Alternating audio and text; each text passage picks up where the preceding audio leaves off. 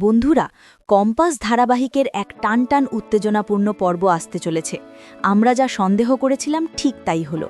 Compass আসলে সম্পূর্ণ নির্দোষ। সবটাই ছিল মোনালিসা আর সেনাপতির এক নোংরা চক্রান্ত। কিন্তু সত্য কি কখনো চাপা থাকে? না।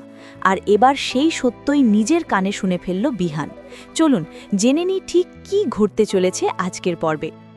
গল্পের শুরুতেই দেখা যায় ধূর্ত সেনাপতি মোনালিসার কেবিনের বাইরে নাটক শুরু করে।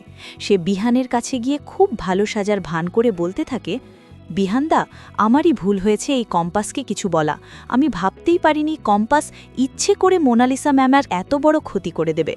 সেনাপতির এই বিষাক্ত কথায় উস্কে যায় বিহান। সে রাগের মাথায় কম্পাসকে চূড়ান্ত অপমান করে বলে, তুমি এখনও এখানে দাঁড়িয়ে আছো? এখান থেকে চলে যাও। তোমার জন্যই আজ মোনালিসার এই অবস্থা। ওর চোখ যদি চিরতরে নষ্ট হয়ে যায় তার দায় কি তুমি নেবে?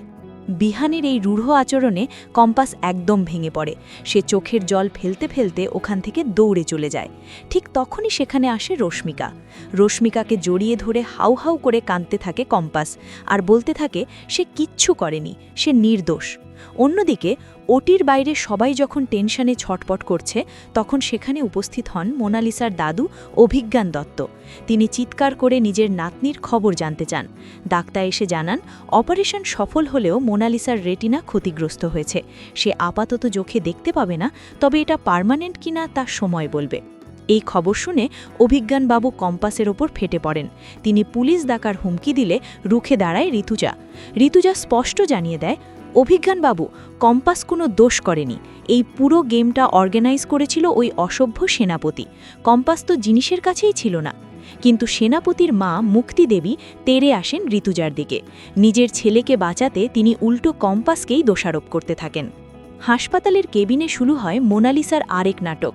বিহানকে কাছে টানতে সে অন্ধ হওয়ার অভিনয় করে কান্নাকাটি শুরু করে। এমনকি বিহানকে জড়িয়ে ধরে সে আত্মহত্যারও চেষ্টা করে। বিহান মোনালিসার এই অবস্থা দেখে মায়া আর অপরাধবোধে জড়িয়ে পড়ে। দরজায় দাঁড়িয়ে কম্পাস যখন বিহান আর মোনালিসার এই ঘনিষ্ঠতা দেখে তখন তার বুক ফেটে কান্না আসে। সুযোগ বুঝে অভিজ্ঞান দত্ত আর মুক্তিদেবী নতুন চাল চালেন। মোনালিসাকে দেখাশোনার অছিয়ালায় বিহানের বাড়িতে নিয়ে যাওয়ার ব্যবস্থা করা হয়। বিহানও মোনালিসার প্রতি মায়ায় পড়ে রাজি হয়ে যায়। এমনকি কম্পাসও নিজের মনকে শক্ত করে বলে, বিহান যখন চাইছেন তখন মোনা ম্যাম আমাদের বাড়িতেই থাকুক। কিন্তু গল্পের আসল টুইস্ট আসে একদম শেষে। মোনালিসা তখন কেবিনে বসে আরাম করে বার্গার খাচ্ছে।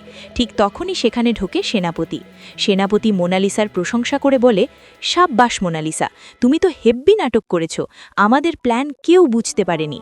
নিজের চোখের একটু ক্ষতি করে তুমি তো বিহানের জীবনে গেড়ে বসলে আর কম্পাসকে সবার চোখে কালপিট বানিয়ে দিলে।